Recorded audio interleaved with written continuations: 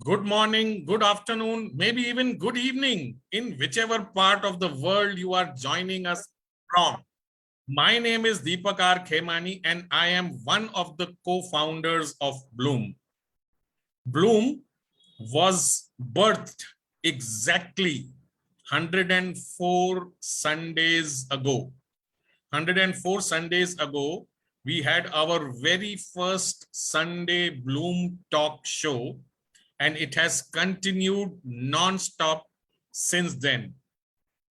On the occasion of World Friendship Day, let me take this opportunity to wish all of you a very, very happy Friendship Day. And Bloom, the name itself tells us that for us, every day is Friendship Day. Bloom is all about collaboration, co-creation, coming together, and trying to make this world just in that little bit of space a good place to be, a happy place to be. Today, we have with us a very, very special guest who is joining us all the way from Chennai. Before I hand it over to him, I would like to take the opportunity to introduce my co-host, Mr. K.V. Premraj. Premraj, another one of the co-founders of Bloom. As you can see, he has the Rotary background. He is currently the president of one of the chapters in Mumbai of Rotary. He is also an author of five #1 best-selling Amazon books. There is a sixth one on the way, I believe, from Premraj. Premraj has been with us right from the very beginning. I hand it over and ask him to introduce our guest today and take the show ahead. Over to you, Premraj.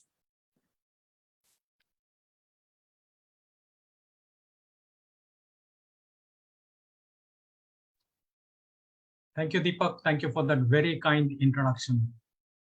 We have a very, very eminent personality with us in Mr. Rajendran Dandapani, who is the Director of Engineering, Zoho Corporation. He's a business solution evangelist. He has vast experience in conceiving and nurturing creative concepts into full-fledged software applications. His role as president at Zoho Schools of Learning, Zoho's ongoing experiment in alternative education, makes him a much sought after speaker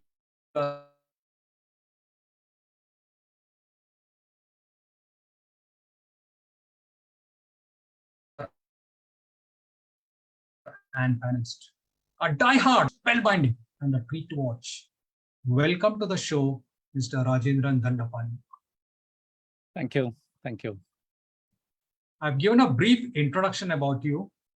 I would like you to take us through your life's journey and how is it that you are reimagining higher education. Over to you.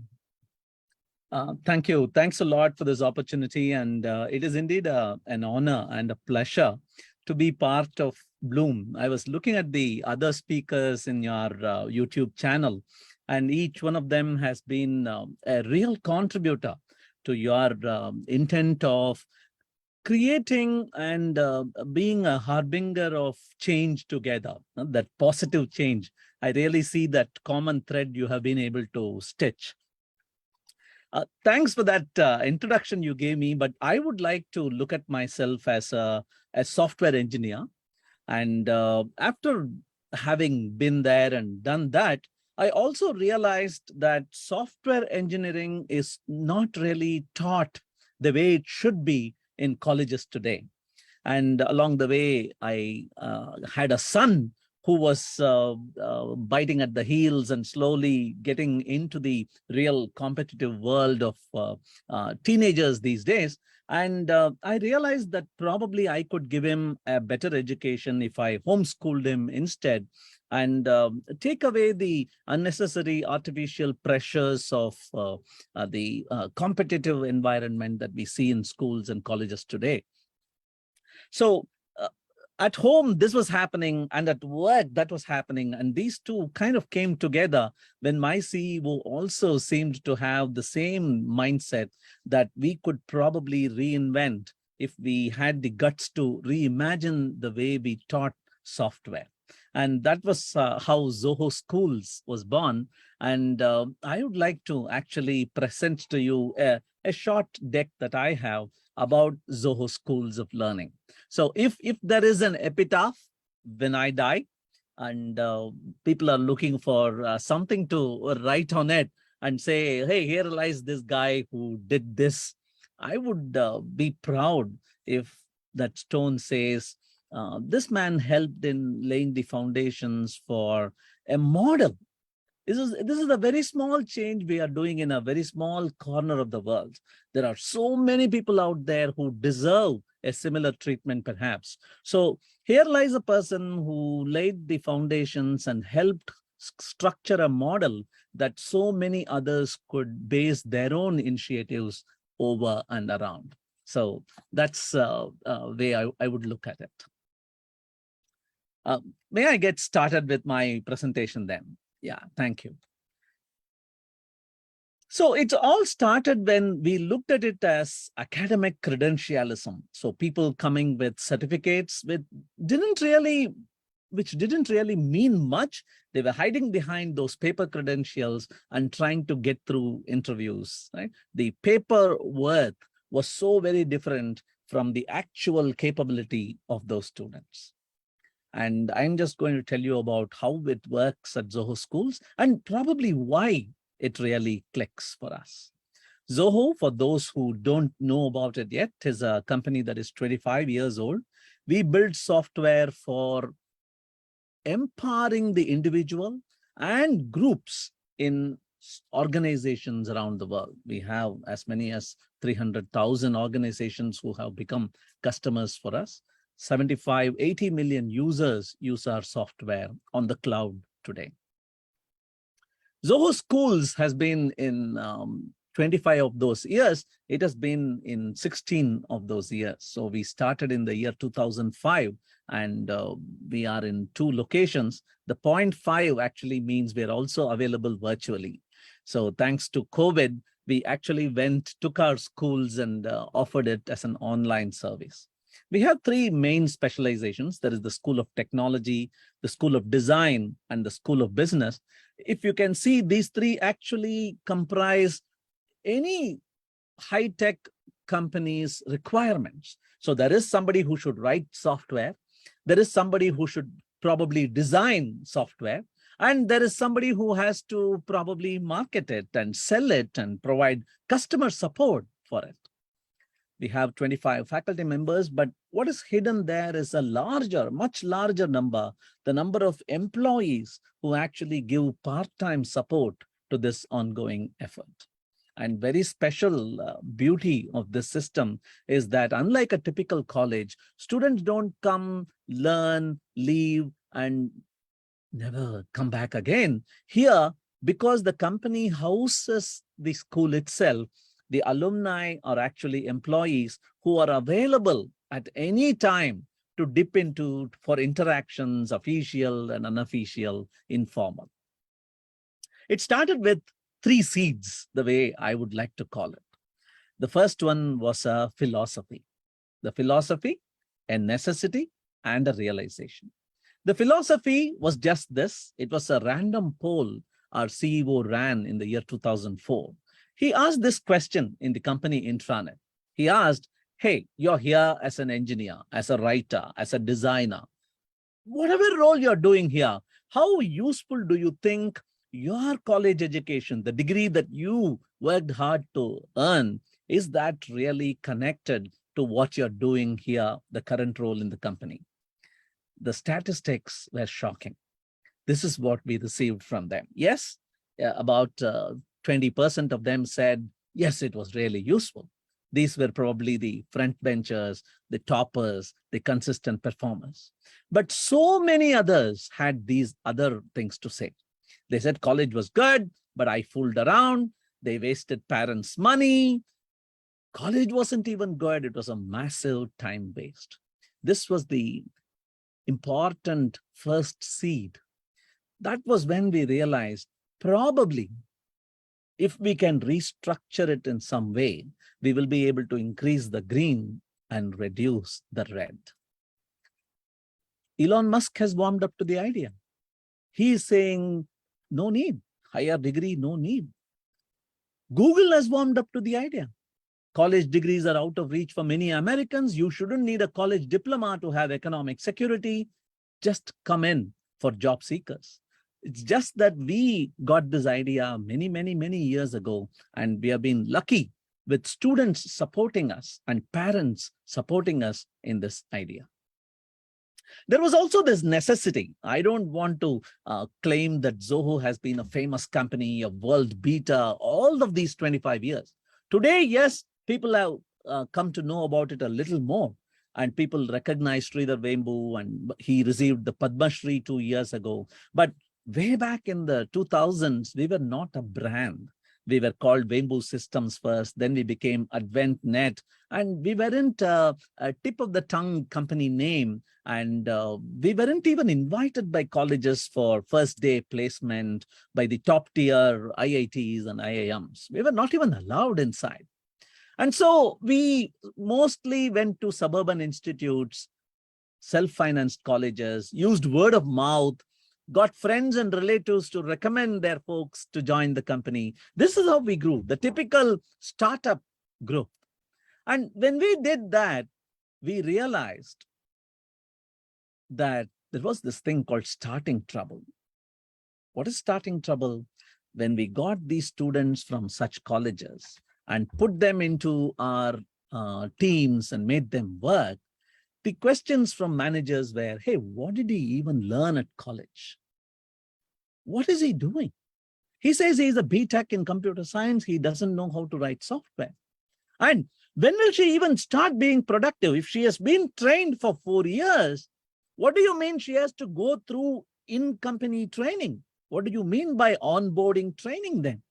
So when these kind of questions started to hit us, we went to dig deeper into the reasons behind it. And this was shocking. If you go to Quora, one of the most famous question and answer services out there, and ask this question today, how are students in Indian colleges taught programming? This will hit you as the top answers. They were taught programs, but not programming. They were asked to write it in a sheet of paper first before they even switched on the computer. With such an attractive pay scale for software engineers, the only people who ended up in colleges were those who couldn't get a job as a software engineer. This is shocking. This is the truth, though. And I don't know if you know about it. Final year projects are such a scam. There are companies out there, there are agencies out there with whom you can strike a deal, you can pay money, they will finish the software project for you. You don't even need to know programming to get through and pass college. Because this was the way things were done, we were facing those starting trouble problems. Syllabus was largely outdated. People still teach C and C++ in colleges today, while so many more evolutions have happened along the way, and the colleges don't teach them because the teachers don't know them probably. So these were the 3 seeds. Where is credentialism taking us?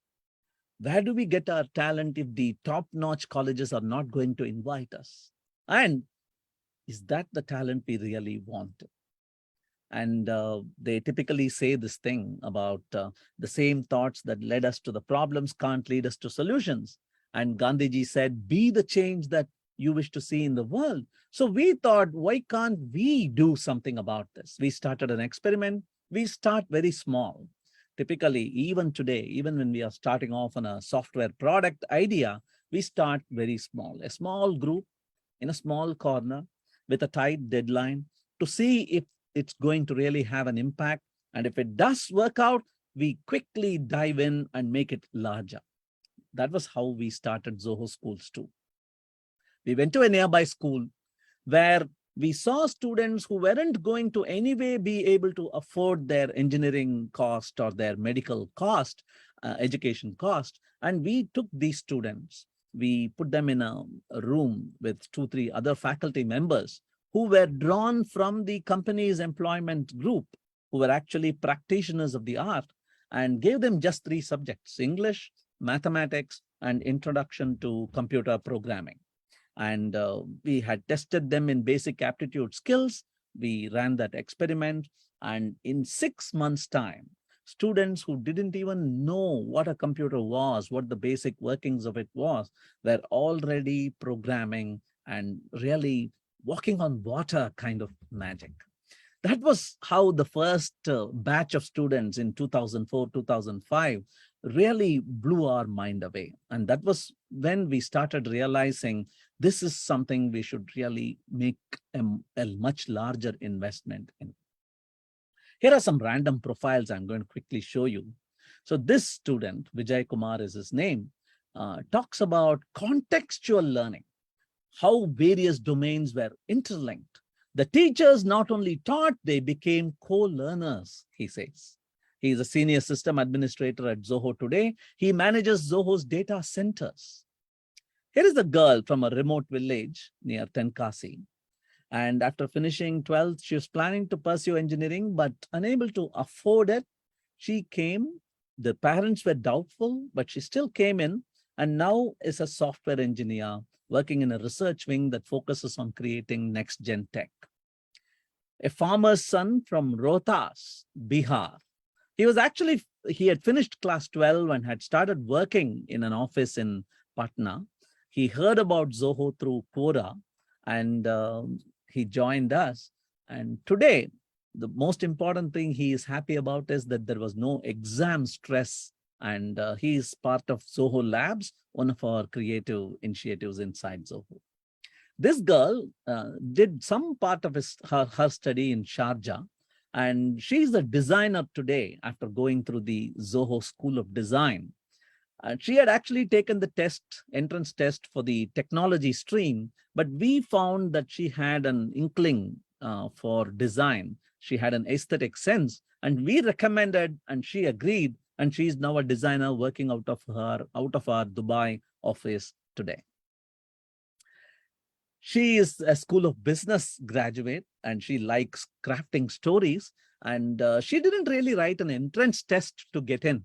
She submitted all her poetry and articles and stories and essays she had written over her schooling from class 8 to class 12. And we said, if you have been able to demonstrate consistent passion like this, I think we need to take you in.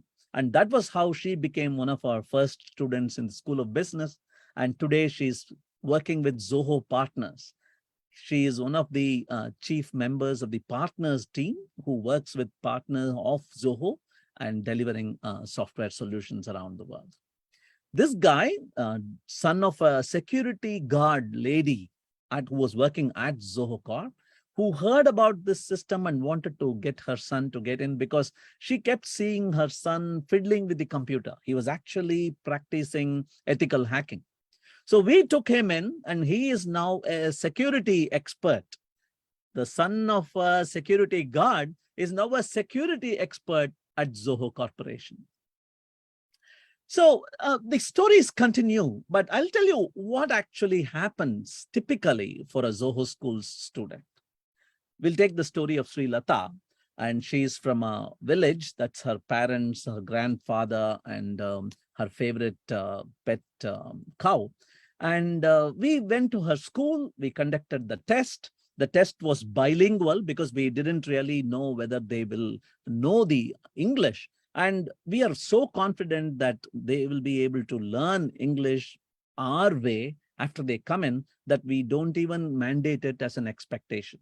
So students write one of 2 languages, English or the local language, Tamil, and we look for just an understanding of common sense and fire in the belly, that will to perform. That's what we try looking for more than anything else, really. And then there is an interview, a deep interview, where we try to understand the student's background, what opportunities they have had in life, whether they are here at this stage because of some specific important decisions they have taken in their life, and what reasoning behind those decisions, and so on. Then classes begin, And typically the classes are split into theoretical classes and practical classes. The most important thing being the practical classes also get to bring in students from the previous batch. So students learn not just from the teachers, they also learn from seniors. And remember this most important thing, the seniors learn more by teaching the juniors, right? They always say in the classroom, the teacher is the person who learns the most. And we see that happen all the time here. And then 1 year into the program, they are given an offer to become part of a team in any of the 100+ teams ongoing in the company. And they continue their second year of education right there in the team. And the counseling continues, health counseling, emotional counseling, financial counseling that continues. And then once they are happy, the second year ends, the manager is happy, the student is happy, they become full-time employees in the organization. There is fun too to be had. That is Sridhar himself dancing in the white t-shirt. And the most important takeaway I would like to give you is this is the story of a college kid. First year, second year, third year, fourth year, they spend money. They probably take an education loan. And then there is a question mark. There is a period when they are at the crossroads looking for a job, hunting, and probably, if they are lucky, if they are really good, they get a job. And that is when the green area starts. They start earning money. On the other hand, this is the story of a Zoho school graduate. Right from day one, not only do we not charge fees, we give them money, because we don't want their inability to finance themselves to ever come in the way of their path to their career. So from day one, they are paid money. And then 1 year later, it is bumped up based on their performance. And 2 years later, they are already seen at the same level or higher of the college graduate coming in 4 years later. So eventually our thumb rule is when the college graduate comes in, whatever pay package that person gets, this person would be getting it by the time he reaches that age group. So this has worked out really well for us. Over the past 17 years, this has been our growth. The green are the girls, the blue are the boys, and it has grown quite organically. I want to quickly run you through 16, 17 one-line sentences which kind of encapsulate what I think makes Zoho schools tick. First of all, there is no attendance. We said we cannot force children to come sit in classrooms just because they have to get a green tick in a paper, because the mind may not even be there. The body might be there. Also, it was a challenge for our faculty members, because your faculty could not get away just eating up something the previous night from Google or some Coursera and then vomiting it in class, because the student is smart enough to identify that. If you're going to just reproduce what you found from that book and you're not going to add value, give me personal touches, give me stories, give me experiences, give me mistakes you learned from, I am not interested in attending your class. So we turned that around and said, hey, students, you need not attend classes. But you know the magical thing that happened? Because we put that challenge to teachers and we gave this liberty to students, we are seeing more than 100% attendance today. Students don't come for the attendance, they come for the stories, the wisdom, the failures, the challenge stories that they get to hear. We see that every day. There are no exams. No semester exam, no final exam, no graduating exam, and so on. Again, this started because we started realizing that whenever you keep an exam, it is closed book, it is time bound, it is do not copy. But look at these three things. What are you preparing them for? You're preparing them for the real world. Is the real world closed book? Because if you have a closed book exam, the questions are easy. The questions of life are open book. but much, much harder. We want to prepare them for open book exams of life. Is it time bound? Is anything you do in life time bound? You're given problems and you're given resources. Is it do not copy?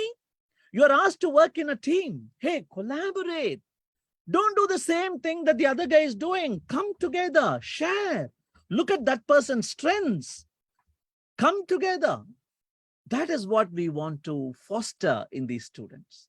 And one more thing we have noticed with exams, if the exam is on the 10th of August, you don't start studying till the 8th of August. And then you memorize late night on the 9th of August. And then 11th of August, after you have written the exam, you've already forgotten half you learned after vomiting it in the classroom. So we don't want to do that to our students. And that is when we decided there will be a constant sort of evaluation. There won't be the artificial pressure of closed book, time-bound exams for our students. This was an important twist. When we wanted faculty, we didn't go to colleges, we didn't announce, we didn't say we want people with PhDs and B.Ed degrees. We said we will look for our faculty right within the company itself. Because a teacher has to be a practicing professional. Technology changes so fast. The way work is done changes so fast that if you go to an academician who has probably never worked in a real software company, you cannot get that kind of wisdom from them. You may be able to learn software programming, but you wouldn't ever learn software engineering, which is a different game altogether. And the stories that we hear from these professionals are far beyond just software engineering. One of them will come and tell us about political struggles happening within teams, how to get work done with teammates, how to collaborate, how to work against competition. These are not taught in software engineering environments in colleges. Alumni strength, like I hinted at earlier too, it keeps growing because we have graduated 1,300 students till now. 1,275 of them are still in the company as employees, working ready to offer their services in lunch times and evenings and come have an informal chat, give them guidance and counseling. Which college can claim being able to do something like that? That is something I'm truly proud of. The syllabus is revised twice a year. We said there were these couple of universities who came and said, we would like to offer our degree for your program. We would like you to be affiliated to us. When we started, we said we will not go for affiliations because when you go for affiliations, you tie yourself up, you lock yourself in. Somebody will dictate this is the curriculum. It won't change until they decide to change it. But technology doesn't wait for anybody. Design trends don't wait for anybody. So we said, we will create our own syllabus. We will revise it when the need arises. We will not bother about accreditation. We don't even offer a degree. The students who come join us know that they are not here in an academic institution where they can use what they learn here as a stepping stone for higher studies. They know that this is practical education by itself. This is a gateway to a high-tech career instead. That's the important key differentiator. They learn more of what they need, less of what they don't need. And actually speaking, the most important thing we try to give our students is, hey, here is the art of learning on the go. We are here to teach you how to teach yourself. If we can crack that, you become a lifelong learner and nothing can stop you. The problem arises when our students think they pay us money and we give them some body of knowledge, and forever in life, they end up using that body of knowledge. That might have worked 40 years ago, the previous generation. Today, things are changing so fast that whatever you learned in your first year at college is obsolete by the time you are in the third year. What are you talking about? We are trying to prepare our students to solve problems that we don't even know exist. What are you doing? How are you going to prepare them for that? And we also knew that this is the state of affairs. Toppers do not really become performers at work. The dots are all over the place. There are non-performers who are toppers in life. There are floppers in school who are non-performers in life, and so on. So we wanted to give everybody a real chance. Typically in colleges, the feedback loop is very, very extended. So only 5 years, 6 years, 8 years after somebody really does something, they get to hear that the person has performed well, the person is not doing well, and so on. Here, this is the feedback loop. You remember that messenger, the ... somebody is typing. Because as a student is getting ready, we are constantly getting feedback from managers. 6 months after the student has gone in, the manager writes back to us, hey, you should probably consider teaching this additional subject. You should probably start considering this soft skill for your students. Constant feedback. It's truly connected learning. We don't really teach a subject in its individuality. There is English being taught, but we don't use Shakespeare to teach English. We use the business posts made by our CEO. And when you do that, not only do you learn English, you understand business. You understand the company's culture. You understand how to write organic posts in your intranet. It's connected learning. English is taught, not grammar. You don't choose a career. The career path chooses you. There are students who joined us as tech school students and then switched over to design. There are students from business who switched over to technology and so on. We give them internet access, Wi-Fi, a computer to each of them. No policing. Again, that is a risk we took. But when you place trust on somebody, the return that you get is actually mind-boggling.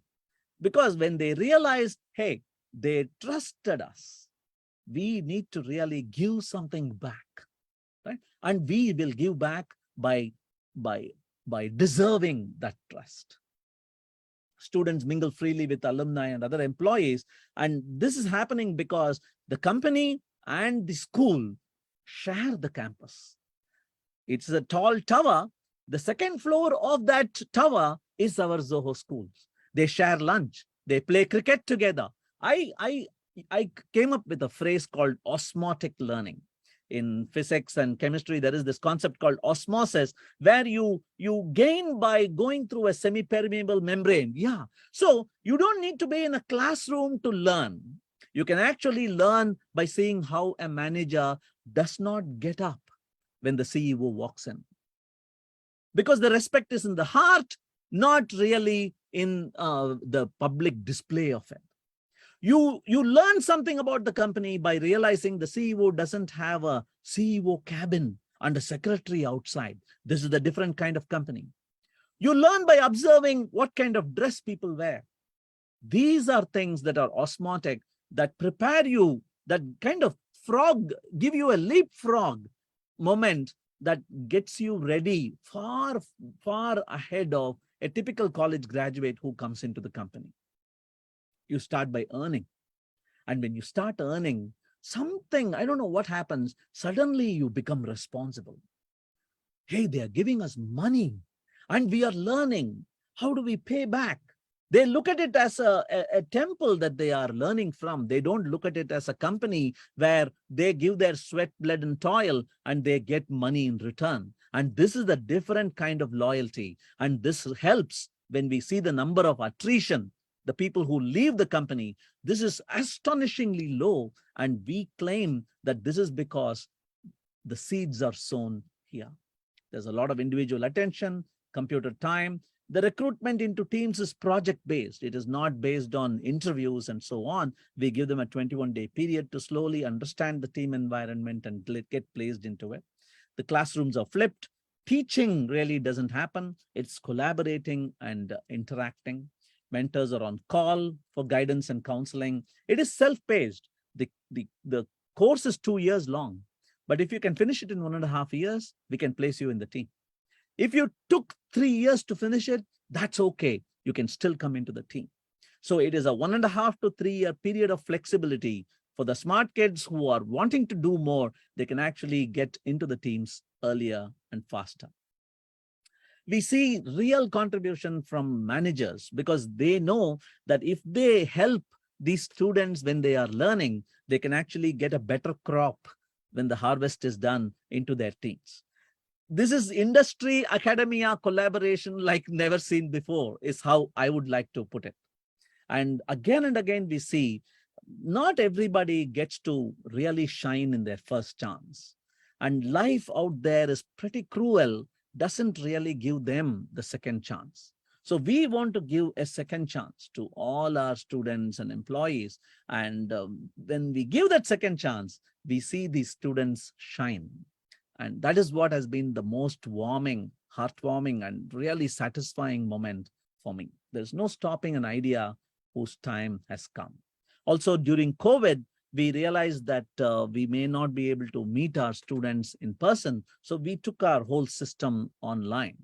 And post-COVID, so many of the learnings that we got about doing things online, doing things in a virtual collaborative space, we were able to continue those even after seeing our students in person. So this overall is a quick overview of what Zoho Schools is and what we have been doing. And along the way, I also told you the philosophical underpinning, why we are doing the way we have structured it. So I'm ready for questions if you have any. Thank you. That was a classic half an hour of real intense masterclass. I wouldn't call it small, it was more than half an hour, wherein you took us through the entire journey of what the future foretells for us. Thank you very much. I hand over to Deepak to take it forward, and then we'll open up to the general participants. Deepak? Thank you, Premraj. Wonderful. As you said, a 30-minute masterclass into what Zoho School is, what it is doing.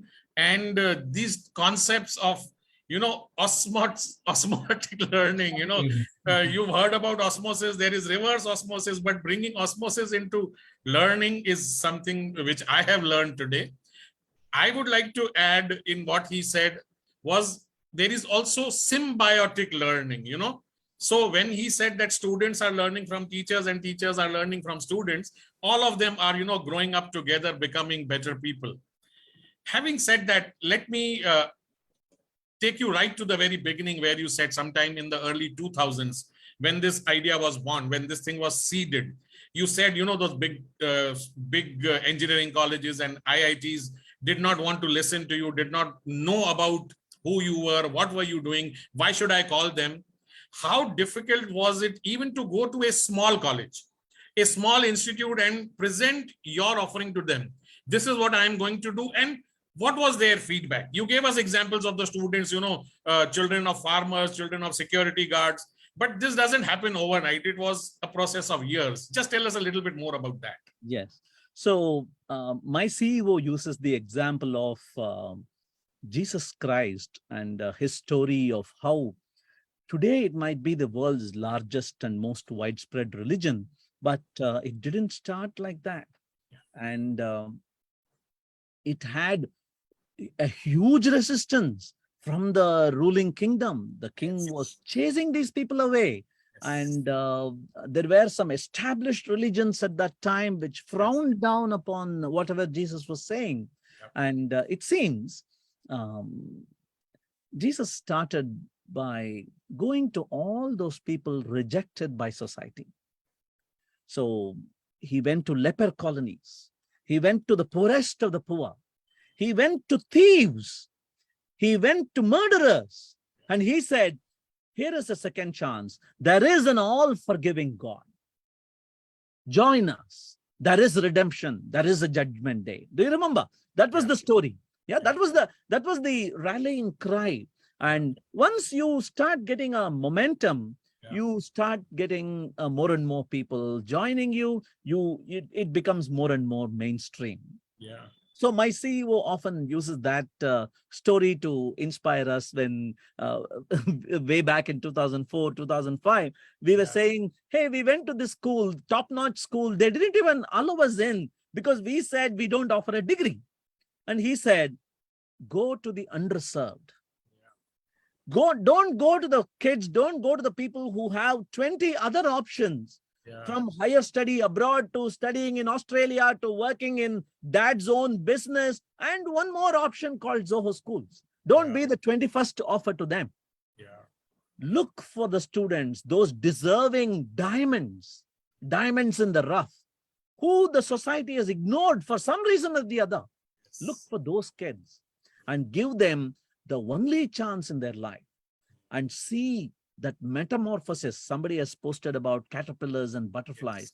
Oh, I think Ratan has posted. See that metamorphosis happen. Yeah. And that is when you will have that fulfillment.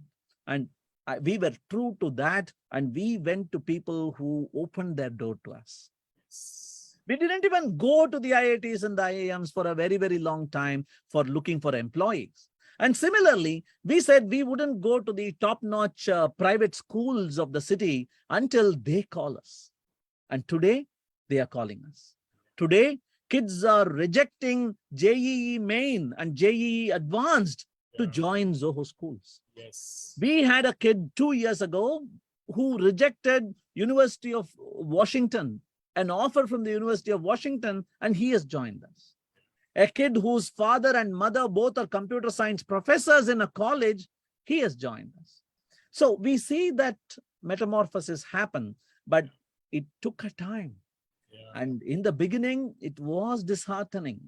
But when you look past that misery, that day-to-day misery of, hey, why isn't anybody listening to us? When you look past that, you realize that the students who come to you are, if only they had a different destiny, if only they had been born in a richer economic environment.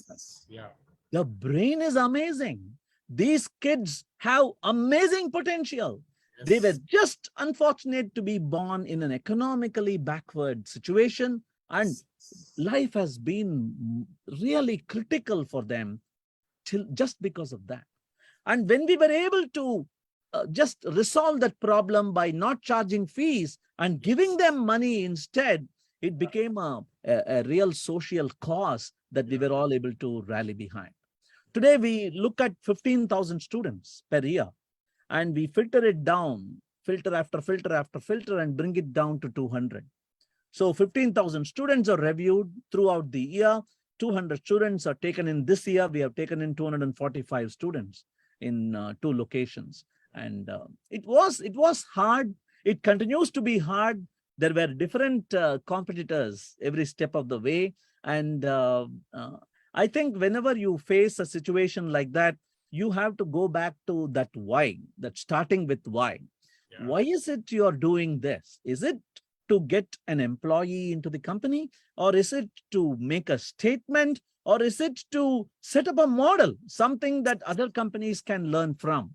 Yeah. So when we look at it like that, it was probably easier to digest.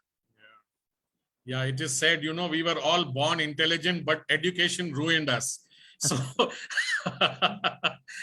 now this concept about homeschooling or free schooling, how difficult was it to convince your son not to go into a traditional college, but come and do this? And what was his feeling, you know, not hanging around with his crowd, with his friends who are all into engineering colleges or IITs, and then telling them, no, I do this and I'm different from what you all are doing. Tell us a little bit about that. Sure. So the first thing that I want to knock off the table is I did not convince my son. I told myself that I will not get into convincing him, because that's the wrong way to start. In fact, even at Zoho schools, when students come and meet us, and the parent comes and meets us, and they say, we have convinced our son, I say that's the wrong point to start, because it should be drawn magnetically out of their own will. only then there is a possibility that this experiment will work. Yes. If either party is forcing the other, if the student is forcing the parents to sign the dotted line, or the student is being forced by the parent, it will not work. That's the first thing I told myself. And it was my own son who came up with the idea and said, I am bored of these exams. I want to learn this, but they only teach me very little. I don't want to learn that, but they ask me to memorize again and again. So is there a way out at all? He was in class 8 at that time, and we had this long discussion during the summer vacation. And I said, okay, are you ready to sacrifice 1 month of your vacation?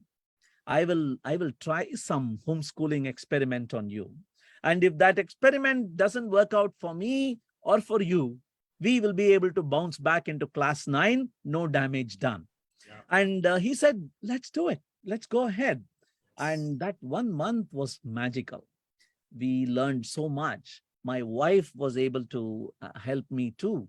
And we were able to work, set up a routine, which included physical activity, which included social activities. I brought in some of my friends from my extended network. There was a teacher from Australia, a software engineer from America, who I was able to set up some interactions with remote gurus. And I set up my timetable so that I could do my flexi time at work, spend time working with my son. And we really loved. It was probably the most enjoyable month that we have had working together in all his life. So he said, let's try it. And then I said, okay, let's do it for 1 year. And if this doesn't work out, we will go back to the regular system. Is that fine? And he said, no problem, let's go ahead. And you might have heard of this guy, Leo Babauta is his name. He is a blogger. He is a Zen principles guy. He has 4 kids. And that is where I learned the word free schooling. He has free schooled all his 4 kids. And he is one of the inspirations that I had for when I set out on this adventure. There weren't many people who were doing it at that time. Today, homeschooling is kind of picking up. Yes. And let's clarify one more point. Homeschooling, where you stay at home, but read the same books, give the same exams, go through some National Institute of Open Schooling. This is not homeschooling. The free schooling concept is you are out in a forest. You stop by a flower, you pluck it, you smell it. You like the tree, you climb it. You want to lie down under the tree, you lie down. You spend time, you walk again. You are in a world of knowledge. You explore it as your mind wants to, not as some curricular dictator wants you to. That is free schooling. And this guy talks about, he really blows the myth apart that what are you going to do about friends? You need friends. That's wrong, it seems. Because he says the only time a kid or any adult human being is going to be stuck in the same place with other people of same age doing the same thing is in a school classroom. Nowhere else. At home, there is a neighbor's kid who is older than you or younger than you. At the park, there are people who are older than you or younger than you. At work, there are people who are older than you, younger than you, different from you. If you're going to prepare them for life there, what is the point putting them in a jail, same age group, same performance, same gender or whatever?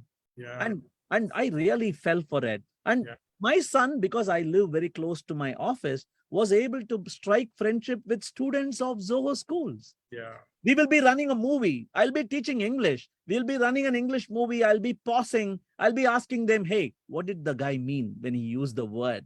And I'll be asking my students. My son will be watching the movie along with me. And he struck great friendships that last even today. So that was how it happened.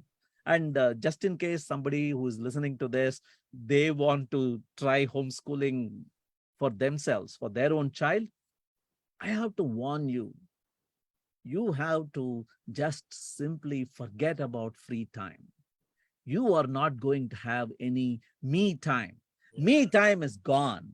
You are fiddling, you are meddling with your child's future. Yes. You will not want to repent or regret later. So you will have to write that away. I did that for 4 long years. My son was me, my life. I was dedicated and I worked with them. But how much I learned, oh my God. I had an extended childhood that lasted till age 45, I would say, because I kept learning. I kept learning. I kept working. Not many people are blessed with such a long childhood, such a long learning period. Yes. So, Yeah. I mean, since hybrid is the buzzword now, let me throw this question to you. So you have someone who is free schooled or homeschooled in the true sense of the word, and you are bringing him into the Zoho ecosystem. And there is this student who has actually gone through the linear process and the actual process of going through school and college. Can that person also, can that student also fit in now into the Zoho curriculum, into the Zoho network? yes. So both Zoho schools and Zoho are quite open and flexible to the future of work. Uh, Whether people like it or not, it is here to stay. People will want to work at their own time, in their own pace, from their own location. And thanks to amazing tools that Zoho itself has built, video conferencing tools, chat tools, remote presence tools, interaction tools, and so on, it's really not a matter at all where you sit. I often use the phrase, geography is now history, because geography doesn't matter anymore. It is history. Yes. You don't need to worry about where you are. Like this call we are having today. Yes. So how do students who come from hybrid backgrounds or open school backgrounds versus how do students who come from real classroom backgrounds, how do they adapt? Interestingly, thanks to COVID, it seems far easier today to say, I will do a video call and we will have a class. Yeah. Before COVID, it was an alien thing. Why? Why can't we meet in person? Yes. Today, we are accustomed to having an interaction, sharing a screen, teaching a concept, doing a quick call, probably wearing nothing below our hip, and so on, right? So that was a good question you asked. And I would say COVID has been a great leveler. Even kids in remote villages, whether they have proper subsistence or not, they have a smartphone, they have a vital connection to the internet. And I have to thank COVID for that, because it became a necessity for them. Yes. And when COVID is gone, a forgotten memory, the internet connection remains, and you will be able to learn from Wikipedia. Yeah. Yeah. You partly answered the question which was coming from my side, was how easy is it or how difficult is it for somebody who you've chosen, like a Zoho student, somebody from not too not too affluent backgrounds, somebody with not too much of resources, to be on an online platform and learn, compared to being in a physical class with somebody, teaching him or her, actually making him, hand holding him through the course? How easy or how difficult is it? Yeah. So actually, we felt that during the peak period of COVID. We had started our classes online, and we had instructed all our students to have a plain green background behind them. And the only thing that mattered to us as teachers at that time was, were they paying attention? Were they submitting assignments? Yes. That's all. Yeah.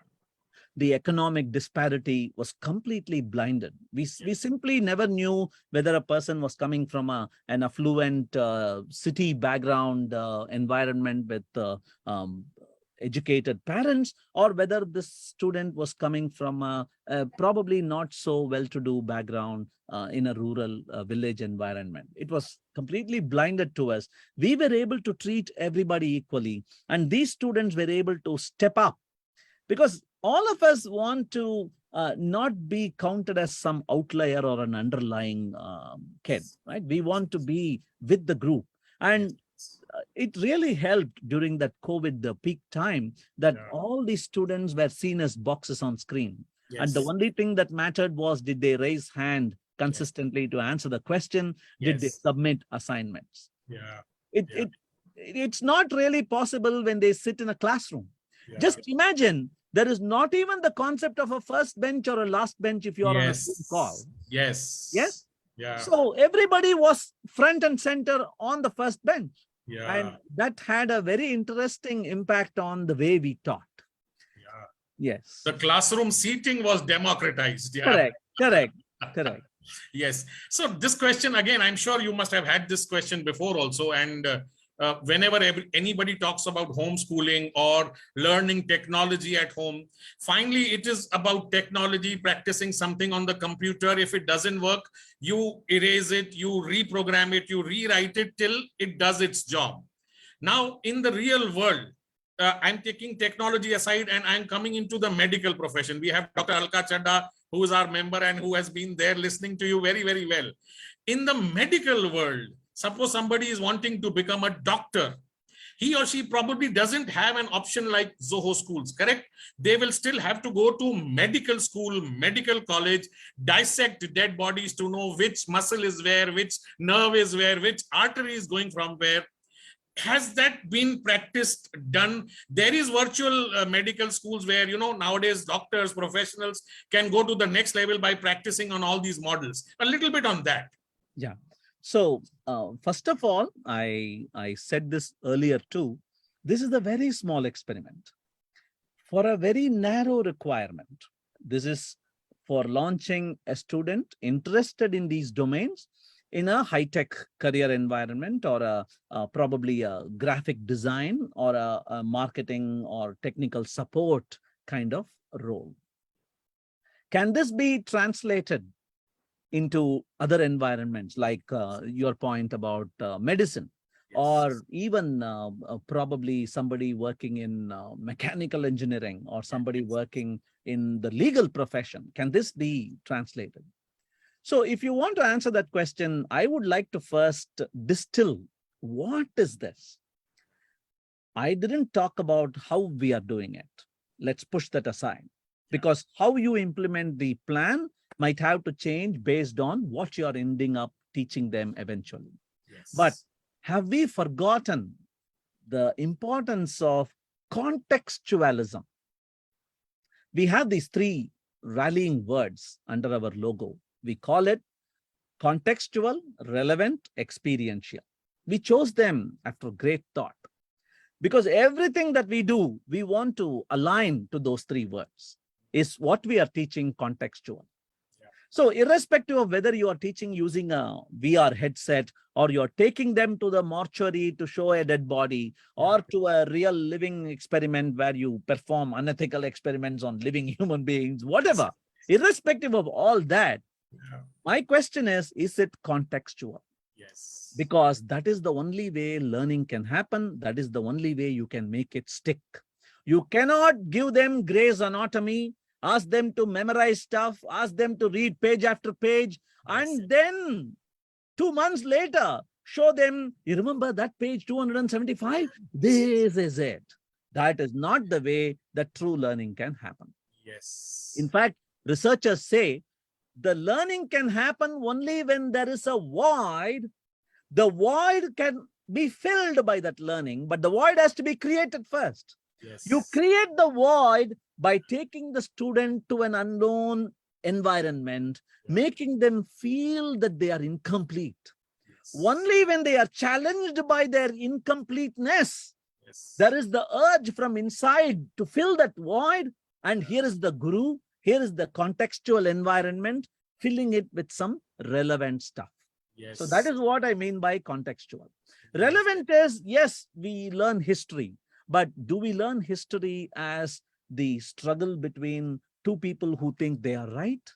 Or do we learn history as the World War was fought from 1939 to 1945? Which are we giving importance to? Yeah. Two-mark question, how many people died? Yeah. Does that make sense at all? Yeah. Shouldn't it be the philosophy and the history as it was lived, as it was an emotional tussle between people? It is hard to teach it that way. It is hard to evaluate whether a student has understood it. It is hard because there are more than one right answer when you ask questions like that. And so, unfortunately, our educational system takes the easier approach of having a computer corrected answer paper where a question can have only one right answer. That is the problem. Yeah. And the third word I used was experiential. So when you choose a guru, it's probably the second hardest decision every person takes in their life.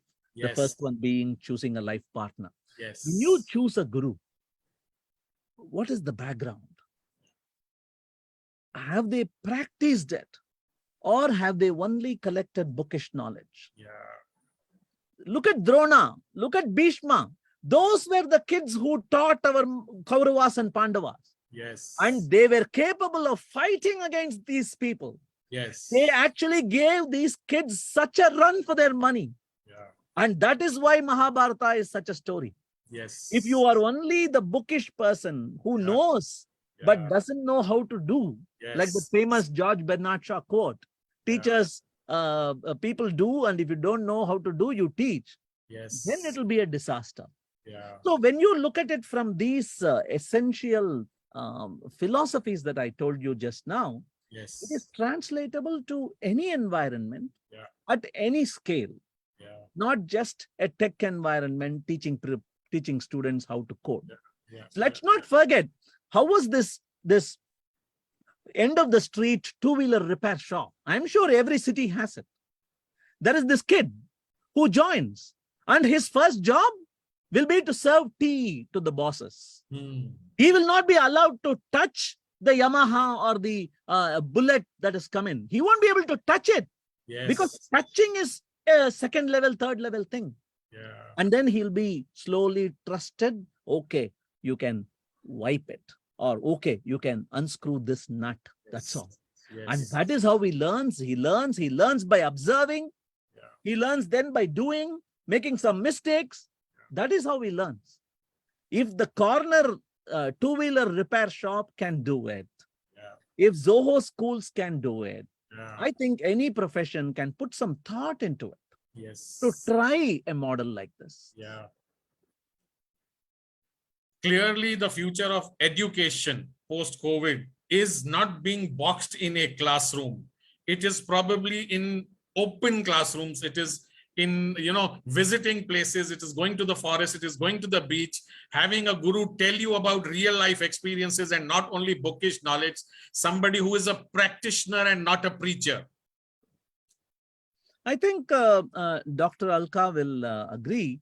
The medical profession is already leaps and bounds ahead in this because it is a medical school attached to a hospital. Yes. Usually. And that is something that they have cracked. The idea is already there.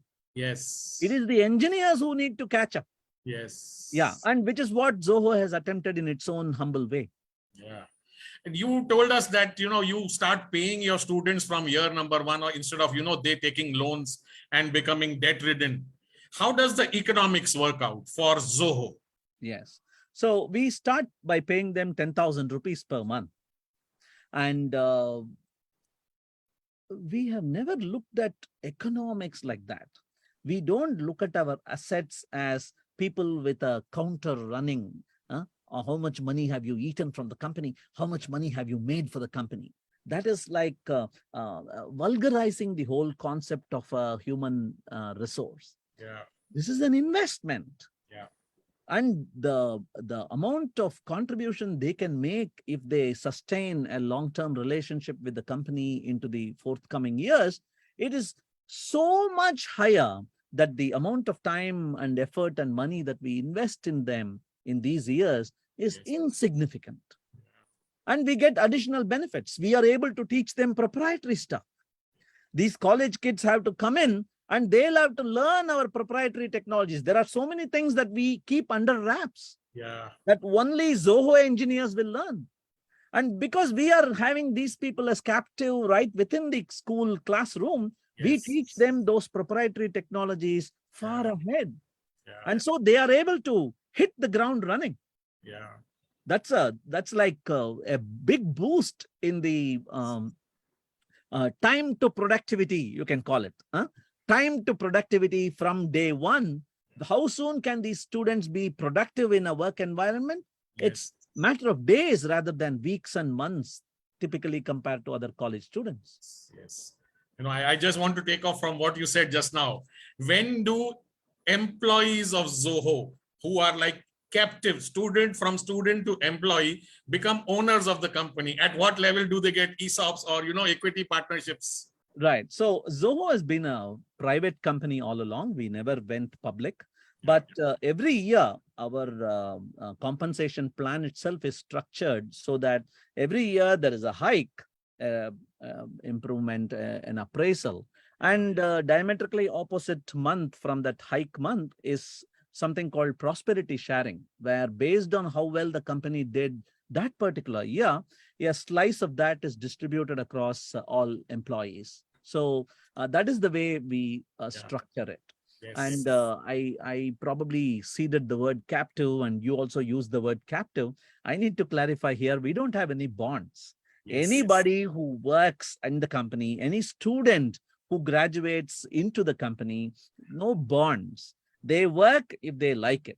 Yes. Just like we don't have attendance, Yes. they don't have any bonds binding you to work in the company for any number of years. Yes. You work because you love working here. You just can't have enough. Yeah. That is why you're here. You're free to leave. You mentioned that Zoho is private. When does the normal public like us get to become an equity investor of Zoho? When are you listing? Yeah. So there were a couple of turning points in the company's life. And there were these questions thrown up. When should this company probably go public? We have grown organically all along. And again and again, we have been reminded of the benefits of being a family-run, privately run company. Yes. Even Zoho schools, for that matter. I don't know if a public company which has to answer shareholders will really be allowed to experiment like this, right? Yeah. This is an experiment. This is an ongoing social experiment. I don't know how many companies can really try something like this. So we want to keep trying. Yes. And for that, we want to be the owners of our own destiny. We don't want other people's money, right? They call it opium, other people's money. It's a drug. We don't want that. Yeah. Yeah, very, very, very well said. Really, very well said. And, it's way past our closing time, but I told you there are sometimes we have guests or sometimes there are these discussions which simply tell us to forget the time and keep on happening.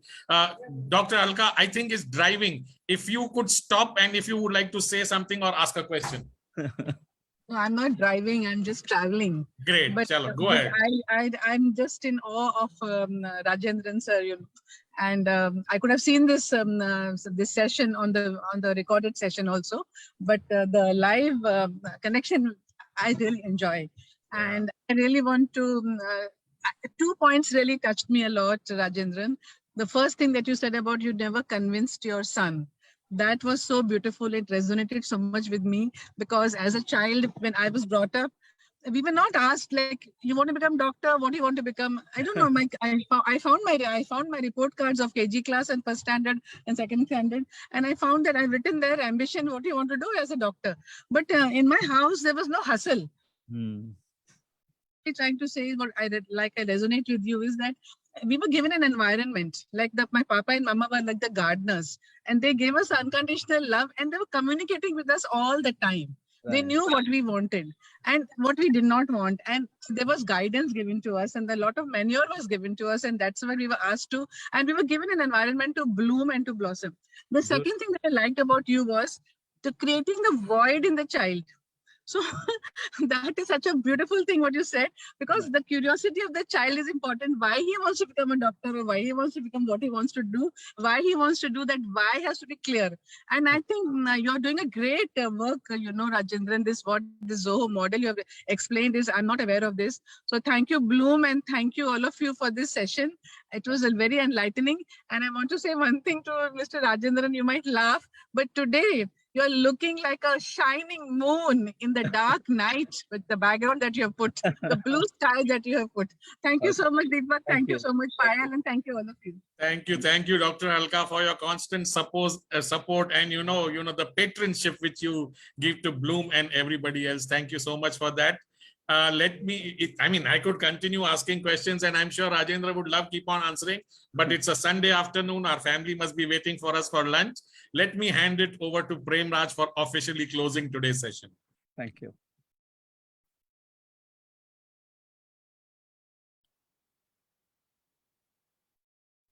Prem Raj, you're muted. You'll have to unmute. Yeah. Sorry. But I agree with you when you say whose time has come. You are a business solution evangelist in the true sense of the word.